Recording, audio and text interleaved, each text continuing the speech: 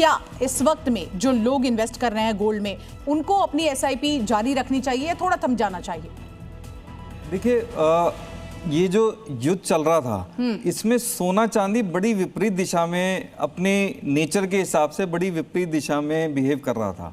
क्योंकि अगर हम देखें तो गोल्ड के मैं कुछ रेट में आपके पास आना चाहूँगा कि 28 फरवरी को युद्ध चालू हुआ था, तो अगर इंडियन वैल्यू में देखें तो 1,60,000 के आसपास था, 1,60,000 से 1,63,000 के आसपास 28 फरवरी को। मार्च के एंड तक ये 1,45,000 हो गया, जबकि युद्ध ऑलरेडी बढ़ रहा था वो। उसके बाद अप्रैल में 1,50, 1,55, फिर आज भी 1,47, 1,50 के आसपास है। तो अभी एट प्रेजेंट सोना चांदी उस तरह से व्यवहार नहीं कर रहे हैं, लेकिन हाँ, अगर ये युद्ध रुकता है तो करीब 8 से 10% की गिरावट आ सकती है। ठीक है, रविंद्र सचदेव जी हमारे साथ हैं। सर, हमने देखा फ्लक्चुएशन लगातार हो रही थी, लेकिन अहम सवाल ये हो जाता है कि क्या ये महाडील हो भी पाएगी? ट्रंप के बयान भी जिस तरह से फ्लक्चुएट करते हुए नजर आ रहे हैं। नहीं, सवाल तो ओपन है। एंड बाय द वे, ये महाडील अभी 50% होगी, क्योंकि जो बात अभी हो रही है, अगर कुछ समन्वय इनका बनता है, वो केवल होगा कि हॉर्मुज खोलेगा और अटैक्स रुकेंगे और कुछ कॉम्पनसेशन इत्यादि एक्सचेंज होगी। ईरान के फॉरेन मिनिस्टर ने क्लियरली कहा है कि न्यूक्लियर का मुद्दा अगले 60 दिनों में डिस्कस होगा। तो ये सारी की सारी जंग तो हो रही थी यूरेनियम के चक्कर में, अब आकर के होगी हॉर्मुज के बारे में, राइट? सो ये 50% होगी, जो भी होगी अधपकी होगी, रीजन में टेंशंस रहेंगी।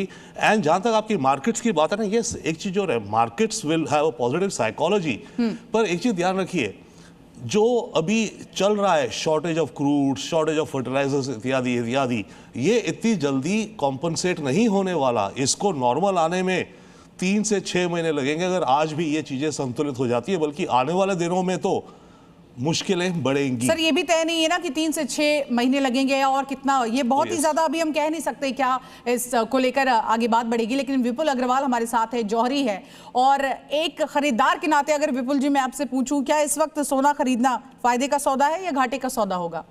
नमस्कार सभी दर्शकों को।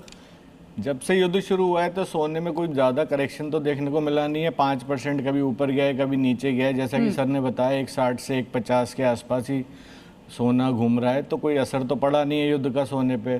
तो सोने पे एसआईपी आपको जारी रखनी चाहिए। और कल भी जब से, जैसे सर ने बोला कि 10% का करेक्शन आ सकता है, मुझे तो नहीं लगता है, क्योंकि 4,023 जो लोएस्ट डॉलर लगे हैं कल, उसके बाद जब से डील का सुनने में आया कि डील हो रही है ईरान और यूएस के बीच में, तो जब से 4,023 के बाद से कल रात 4220 बंद हुआ है डॉलर। $200 की तेज़ी आई है रात। तो इसका तो मतलब ये है कि तेज़ी आनी चाहिए सोने और चांदी में।